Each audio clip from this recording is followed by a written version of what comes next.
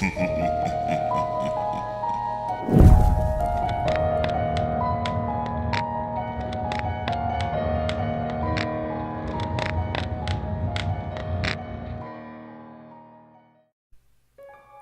I woke up this morning, I found the house to be empty. It was strange. I seriously doubt that my family would leave for my aunt's house without me on Christmas morning. Something wasn't right. All the miscellaneously placed pictures of me that were on the walls and hearth were gone. All other photos were still in place. Another thing that struck me as odd was the fact that there were no gifts that, just last night, were meticulously put under the tree for this morning. What the hell? I thought to myself. Everything is gone, even the shit I left for my parents. Just then I heard a low, guttural growl that made me practically jump out of my skin. I quickly turned my head to see my dog baring her teeth.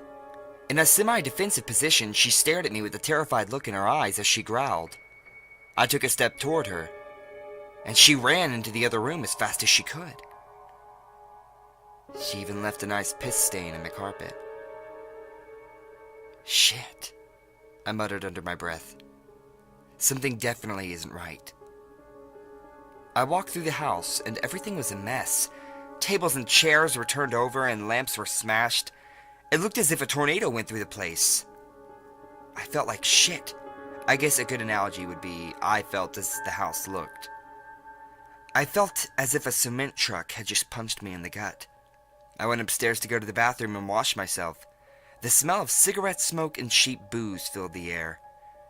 I wondered what was going on. In the bathroom, I looked in the mirror, and I must say, I looked like a picture of the living dead. I was as white as friggin' sour cream. My pupils were dilated to a size I never knew was natural. It was almost as if my eyes themselves were black. Quite disconcerted, I walked through the house at a slow pace, taking my time. I noticed that my father's black suit and tie were missing. That shouldn't be anything disturbing to me, but for some reason, I couldn't shake the bad feeling that was coming from deep within my gut. As I walked down the stairs, I looked out the window and noticed that my dad's black Cadillac Converge was missing from the driveway. So was my mom's Chrysler 300. I was pissed that they just left me alone like this. Whatever, it was only 3 miles to my aunt's house. I put on my jacket. I walked out the door quietly, being careful to not scare my dog more than she already was. It was a cold day, which was to be expected on a late December day in Capitol Hill, Boston. There was a mass of people congregated around the junction around 3 blocks away from my house. I couldn't make out any details, but I could see the outline of a black car. It had hit the side of a 2-family house. The front half of the car was inside the damn living room. I had a natural aversion to things like that, so despite being worried about the driver and potential passengers, I kept moving. Nothing else seemed out of the ordinary on my walk.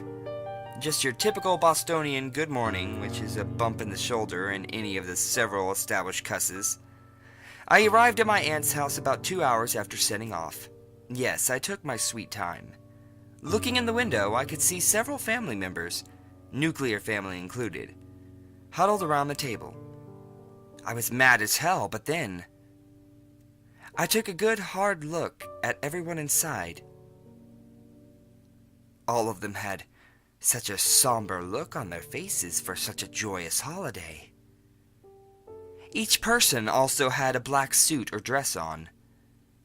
By then, my anger had faded, and I quietly walked through the door as opposed to bursting through it, which is what I wanted to do at first. As soon as my foot crossed the threshold, a bright light enveloped me. I felt like I was drowning in light, and then everything went dark. When I came to, I walked out of my room, and there was still nothing under the tree. Both cars were still gone. I was more confused than when I woke up this morning. There was no way my parents would have brought me home and left me there to go back to my aunt's house. I decided to go back. Once again, I put my jacket on and left the house. I remembered that about 3 blocks away there was an accident, and I figured that I wouldn't be a pussy this time and actually check it out. The crowd was gone, and there were only 2 squad cars. One was on the corner, and the other was right next to the crashed car. I walked right up to the car and was disturbed by the fact that the cop, eating a donut and reading the Boston Globe, did not take notice of my presence despite the fact that I walked right by him. I dreaded looking inside the car, and I hesitated for a few minutes. I wasn't going to let myself just walk away, even though I felt like I was going to throw up. I bent over and was horrified to see a bloody pulp of a man that looked just like me, pinned into his seat by the dashboard. Blood continued to roll down his forehead. His hands still clutched the steering wheel, white-knuckled, and a look of horror was still spread across his face. Rigor mortis is a beautiful thing.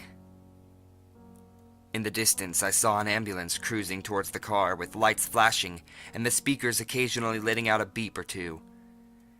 In a state of disbelief, I rushed around to the back of the car only to be greeted by the Cadillac insignia.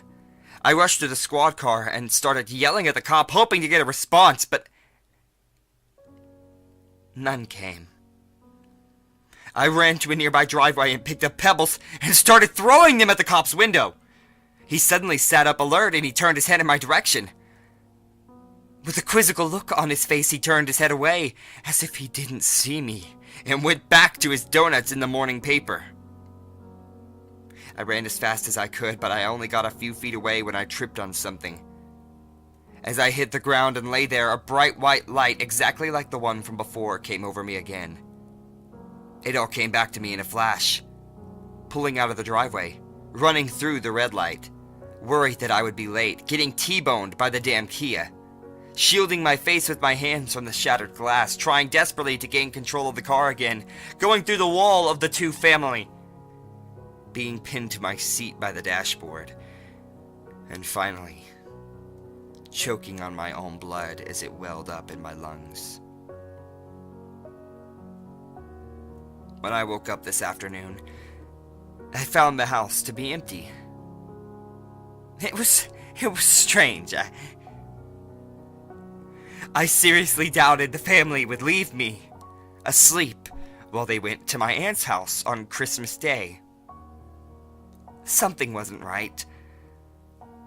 All the miscellaneously placed pictures of me on the walls and hearth were gone.